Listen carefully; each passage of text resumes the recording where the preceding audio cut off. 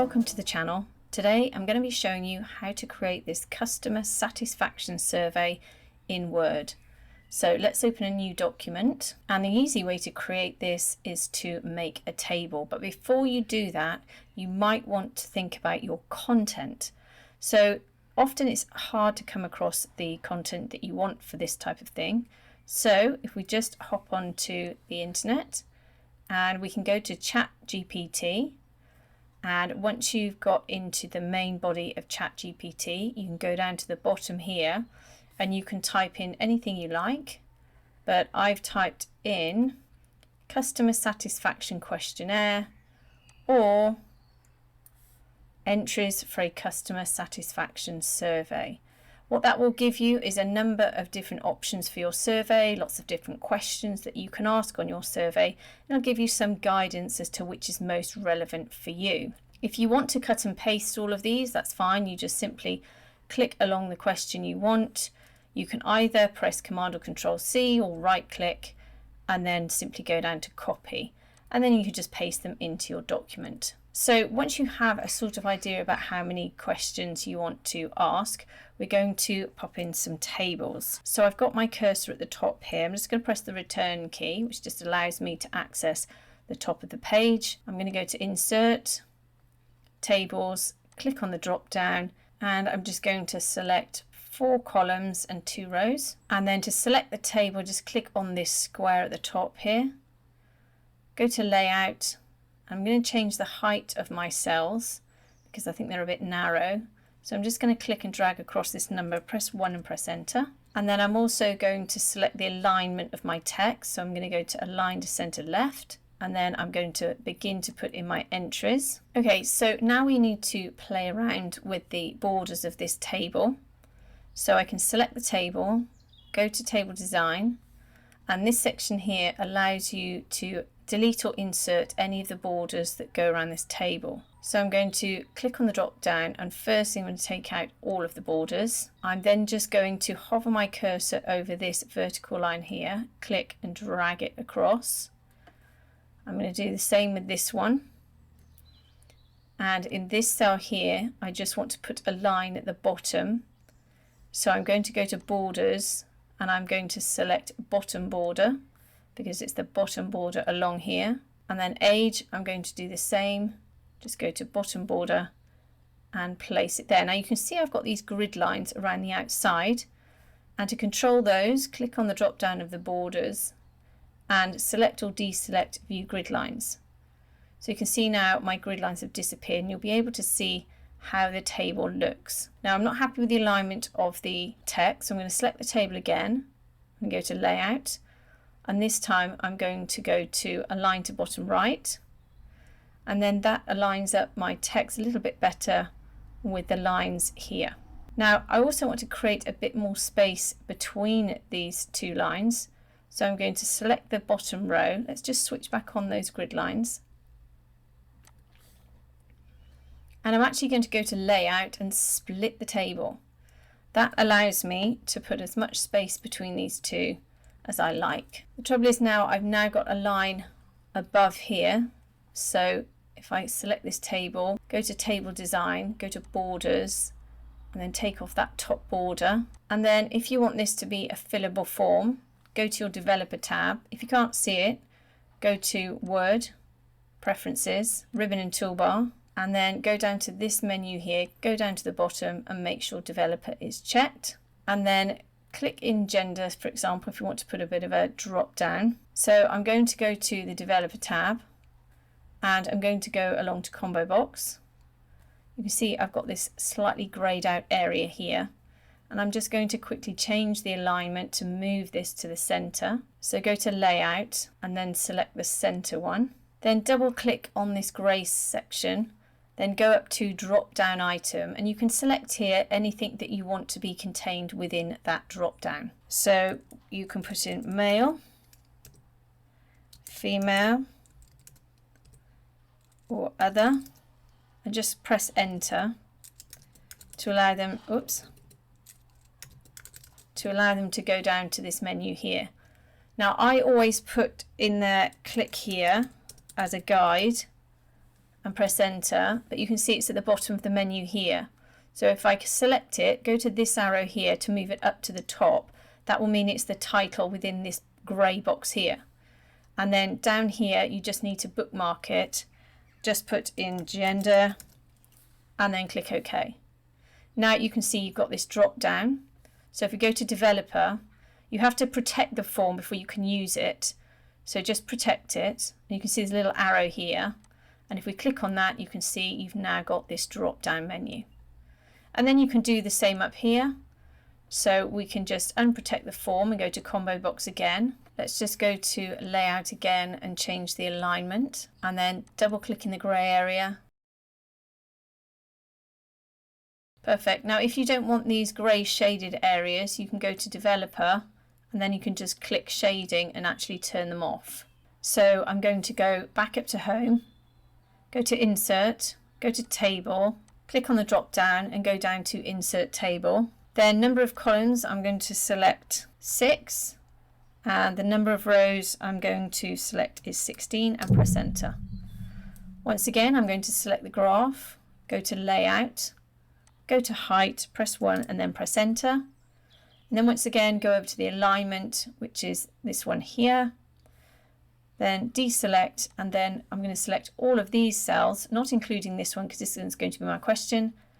And then go to alignment and click on this one here to center everything. So now I'm going to go ahead and select all of my text, and then I'm just going to put it into this first column here. And then you can see how it's affected my cell. So I'm simply going to drag this line over, click and drag, and then I'm simply going to select all of these cells, and then I'm going to go to distribute columns here and click, and you can see how it's made all of those equal again. Then I've just made a mistake by not allowing for the top element here.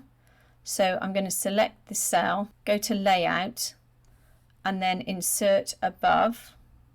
And you can see I've inserted a row above. So then all I'm going to do is put my text across the top here. I'm just going to paste that in. I'm sure you don't want to see me typing. And then to put the checkboxes in, all I'm going to do is select this first box, go up to the developer tab, select checkbox, then I'm going to simply copy it, select it, and then press Command or Control and C. And then I'm going to select all of these cells here, Command Control V, and again to this line here. You can see they're not aligned properly, so I'm going to select all of them, go to Layout, and then go to Center Align. And now I'm just going to put my cursor at the top and just move everything down. And I am going to be making a second page so that we can allow for titles and things at the top. Now I'm going to go ahead, let me just show you the original. I'm going to go ahead and make this portion here. So I'm going to make about 12 rows. So my cursor's here, I'm just going to press the return key a few times, go to insert table, insert table. I'm going to have one column and 12 rows and press OK. Select the table again, go to layout, and then select a height of 1, press enter, and again your alignment here, align to center left. Once again I'm going to put a question in here, then I'm going to leave several rows, and then I'm going to come down to here. I'm going to go to layout and split the table. Again we can move this section down, and then I can put in my second question here, and then I'm going to select this top cell here, top row. You just click on that cell, go to table design, go to borders, and then just remove the top border. And then I'm going to also remove the left border and the right border. I'm going to do the same with this one. Just click on that, it removes the right border, remove the left and the top. So what we'll also do is select these, go to borders, and then we can remove outside borders. We can do the same with this one, remove outside borders, just click on it, and you can see this bottom one here has gone, the bottom line. So just go up to borders and put back in the bottom line. Perfect. Now just to check them, just go to borders and switch off your grid lines. Check you're absolutely happy with that layout. And then we're just going to insert a text box. Go to insert, go to text box, draw text box, click and drag out a text box. Then I'm just going to copy in some text, and this is the sort of text that you might want at the bottom of your survey, and I'm just going to move it down here. Now with these there is a white background and a black border, so I'm just going to select it, go to shape format, go to this icon here to select no outline, and the shape fill to select no fill. And then if we just move over the top, you can see now it's transparent and it doesn't have that black border along it. Now we're going to insert our logo. So I've put my cursor at the top here, go to insert, pictures, click on the drop down and select picture from file. Select your logo and then click insert. Then once you've inserted it, you might not be able to move it. If you can't, just select it, go to shape format, go to wrap text and select in front of text, then you can move it around. I'm just going to try and line up that logo with the outside of this graph here. Then I'm going to copy and paste this text box down at the bottom here because I've already removed all of the outside and background to it. I'm going to double click inside, Command or Control A to select all the text and just delete it. Then I'm just going to put in my own text. Just copied this in, but you can put your own text in. And if I click on that text and go to the Home tab, you can see I've used Helivector 16 and I've changed it to this purple colour here. Now with regards to this table, I have actually removed all of the border lines. So select the table, go to table design, go to borders and select no borders. Now you can see once I've removed those lines that all these questions seem to blend into each other. So select the table, right click, go down to table properties, go to cell, go to options and then uncheck this, and then at the top we can use this up arrow here to increase the margins of our cells. Let's go to 2.5. Let's go to 2.5 at the bottom, click OK and click OK. And now you can see we've got more margins and our questions are a little bit further spaced apart. So now we need to make some adjustments. So I'm just going to use my arrow key just to delete a few elements. And then I'm just going to move this over. And if I select this page here, I can just move those margins down with the borders here. If you can't see your rulers, go to View. Make sure rulers are checked.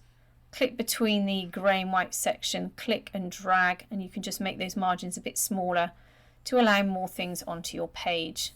We can also do that with the top borders just to move everything up a little bit. So if you would like to add some more colour to this, then we can go to Insert, Shapes, click on the drop down, select the square, click and drag out a rectangle. Once it's selected, go to Wrap Text and select Behind Text. Then we can go to Shape Fill and select a grey colour, and then go to the outline and select No Outline because there will be a border to that shape. And then you can move this shape wherever you like. Then we can also copy and paste it, Command or Control C, deselect, Command or Control V, and then we can move it down to the bottom here. Great thing with this text box is you can move it any way you like. So I can move it right down to the bottom here. And then if you want to change the colour of your columns, select all the column, go to Table Design, go to Shading and just select grey. Now once you're finished with the form, before you send it, make sure you go to the Developer tab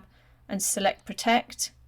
Once you've protected the form, it means it can't be edited and you can actually utilise the various options, and then somebody can check in these checkboxes and make their selections. If you want to re-edit the form, just simply select Unprotect. So once you've finished, you can go to File and you can go to Save as Template. You can rename it, so I'll rename this Customer Survey. Make sure it's saved as Templates.